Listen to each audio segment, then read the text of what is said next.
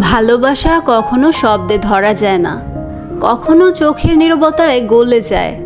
কারো ফিরে আসা হয় জীবনের নতুন ঋতু, আর কারো উপস্থিতি হয়ে ওঠে পুরনো ক্ষতের মলম। আজ আমি তোমাদের শোনাতে চলেছি এক এমন গল্প যেখানে ফিরে আসা আছে অতীতের দহন, আর আছে এক নিষিদ্ধ অথচ পবিত্র অনুভবের মায়া। আমি রোকসানা, তোমরা আছো তোমাদের গল্পের ঘর রোকসানাস লাইফ ক্যানভাসে।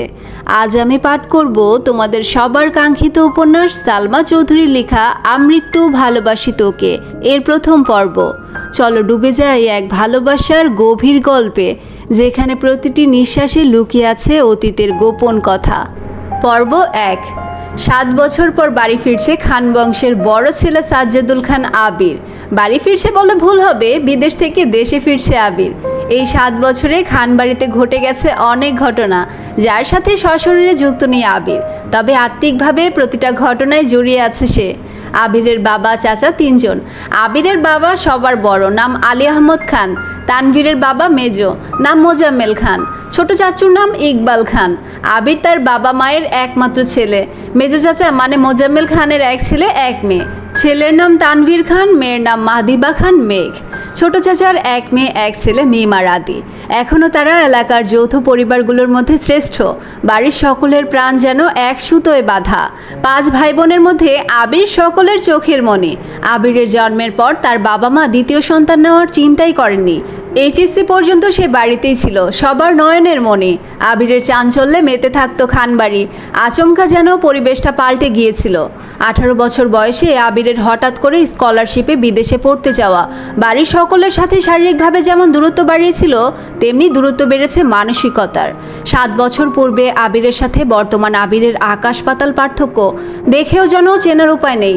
6 ফুট লম্বা ছেলেটা, গায়ের রং শ্যামলা, গাল ভর্তি চাপদারি, চুলের স্টাইল কোনো নায়কের থেকে কম না। তার ফ্যাশন আর লুকে যে কোনো মেয়ে এক দেখাতেই প্রেমে পড়তে বাধ্য। প্লেনে বসে আবির অবলীলায় ভেবে যাচ্ছে অতীতের ফেলে আসা স্মৃতিগুলো। সেই চাঞ্চল্যকর মুহূর্তগুলো এখন শুধুই স্মৃতির পাতায়। মাকে রেখে এসেছিল সেই যৌবনের প্রথম দিকে, যখন তার বয়স ছিল 18। সেই সময়ে মাই ছিল তার একমাত্র বন্ধু।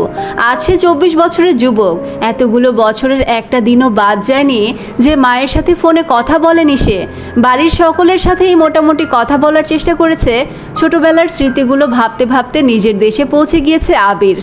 এয়ারপোর্টে আবিরের বাবা আলী আহমদ খান আর তানভীর দাঁড়িয়ে আছে।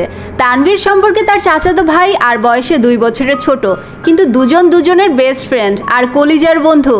তানভীর আবিরকে দেখেই দৌড়ে এসে জড়িয়ে ধরলো। এই 7 বছরে একবারের জন্য বাড়ি ফিরেনি আবির, তবে প্রতিনিয়ত কথা হয় আবির তানভীরের। আবির তার আব্বুকে সালাম করে জড়িয়ে ধরে। তারপর বাড়ি ফিরে 3 জন। বাড়িতে যেন হই হই রই রই ব্যাপার। হবে নাই বা কেন? বাড়ির বড় ছেলে এত বছর পর বাড়ি ফিরেছে। রান্নাঘরে বাহারি রকমের রান্নার ধুম পড়েছে মা চাচিদের। হঠাৎ দরজায় আবিরকে দেখে সবার মধ্যে হইচই শুরু হয়ে গেছে। আবিরের আম্মু দৌড়ে এসে জড়িয়ে ধরলেন ছেলেকে। আবেগ আপ্লুত হয়ে মাকে জড়িয়ে ধরল আবির। মমতাময়ী মাকে সেই 7 বছর আগে ছুঁয়েছিল। আজ এত বছর পর মায়ের ছোঁয়া পেল আবির। মা চাচিদের সালাম করলো। সোফায় বসিয়ে ছেলেকে একের পর এক শরবত নাস্তা দিতে ব্যস্ত সবাই। এরই মধ্যে উদয় হলো মিম আর আদির। মিমের বয়স 14 বছর। তার ছোট ভাই আদির বয়স মাত্র 10 বছর। আদি এই বাড়ির সবচেয়ে ছোট। আবির যখন দেশ ছেড়েছিল তখন আদির 3 বছর হয়েছে মাত্র। ভিডিও কলে দেখতে দেখতে ভাইকে সে একটু চিনে। দৌড়ে এসে জড়িয়ে ধরেছে ভাইকে। আবিরও জড়িয়ে ধরেছে আদিকে। মিমও আবিরের পাশে বসেছে। খোশ গল্প করছে সবাই মিলে। আদি জিজ্ঞেস করছে, ভাইয়া আমার জন্য কি এনেছো? আবির যেই না উঠতে যাবে, মা চাচিরা উঠতে দিচ্ছে না। আগে শরবত খাবি তারপর উঠবি। আবির তানভীরের দিকে তাকিয়ে বলল, ওই লাগেজটা নিয়ে আয় তো। তানভীর একটা লাগেজ টান দিতে যাবে, আবির আচমকা বসে থেকে দাঁড়িয়ে, ওইটাতে ছবি না। তানভীর সহ বাড়ির সকলে যেন অবাক হয়ে গেল। আবির আবার ঠান্ডা মাথায় বলল, পাশের লাগেজটা নিয়ে আয়। তানভীরও তার কথা মতো লাগেজ নিয়ে আসলো। লাগেজ খুলে যে যার মতো জিনিস বের করছে আর জিজ্ঞেস করছে, এটা কার, ওইটা কার? আবির শরবত খেতে খেতে উত্তর করছে, আদির জন্য বিদেশি দামি দামি খেলনা, মিমের জন্য ড্রেস, কসমেটিক্স বক্স, মা কাকিদের জন্য অনেক গিফট, তানভীরের জন্য মোবাইল, একটা ল্যাপটপ, অন্যান্য গিফট। আলাদা আরেকটা ল্যাপটপ আছে। মিম জিজ্ঞাসা করছে, ভাইয়া এই ল্যাপটপটা কি তোমার? আবির উত্তর দেয়, না এটা মেঘের। মেঘের মা হালিমা খান জিজ্ঞেস করলেন, মেঘের ল্যাপটপ কি দরকার বাবা? আবির বলল, ওর তো এইচএসসি পরীক্ষা শেষ, সামনে অ্যাডমিশন টেস্ট আছে, অনেক কিছু জানার বা পড়ার দরকার আছে, মোবাইল দেখে পড়ার থেকে ল্যাপটপে সুবিধা হবে, তাই নিয়ে আসলাম। মিম বলল, আমার জন্য নিয়ে আসতে একটা। আবির অবলীলায় হেসে উত্তর দেয়, তোর 18 বছর বয়স হলে তোকেও কিনে দেবো, চিন্তা করিস না। মিম খুশিতে গদগদ হয়ে বলল, ধন্যবাদ ভাইয়া। বাড়ির হইচই শুনে ঘর থেকে বের হলেন ছোট চাচা ইকবাল খান। আবির চাচুকে দেখেই সালাম করতে যায়। চাচু বাধা দিয়ে জড়িয়ে ধরেন ভাতিজাকে। ইকবাল খান বাড়ির সকলের দিকে এক পলক তাকিয়ে নরম স্বরে বললেন, এতদিনে এই বাড়িটা পরিপূর্ণ হলো। ইকবাল খানের জন্য আনা উপহার আবির নিজের হাতেই চাচুকে দিল। বাকিদের জিনিসগুলো একটা একটা করে দিল আবির। মেজো চাচু মানে মোজাম্মেল খান বাসায় নেই, তাই ওনার জন্য আনা গিফট যত্ন করে রেখে দিল আবির। লাগেজে পড়ে আছে একটা বক্স, যেটা র্যাপিং পেপারে মোড়ানো, আর একটা শপিং ব্যাগ। আদি জিজ্ঞেস করছে, ভাইয়া ওইটা কার? আবির ল্যাপটপের পাশে বক্স আর শপিং ব্যাগটা রেখে উত্তর করলো, এগুলো মেয়েকে দিয়ে দিও, আমি রুমে যাচ্ছি। ইকবাল খান এক পলক সবার দিকে তাকিয়ে জিজ্ঞেস করলো, মেয়ে কোথায়?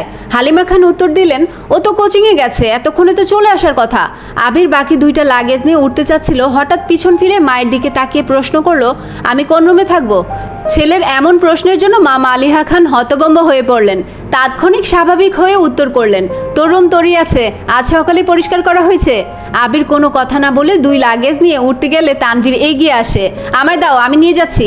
আবির একটা লাগেজ তানভীরের দিকে এগিয়ে দেয়, নিজে আরেকটা লাগেজ সযত্নে নিয়ে সিঁড়ি দিয়ে উঠতে থাকে।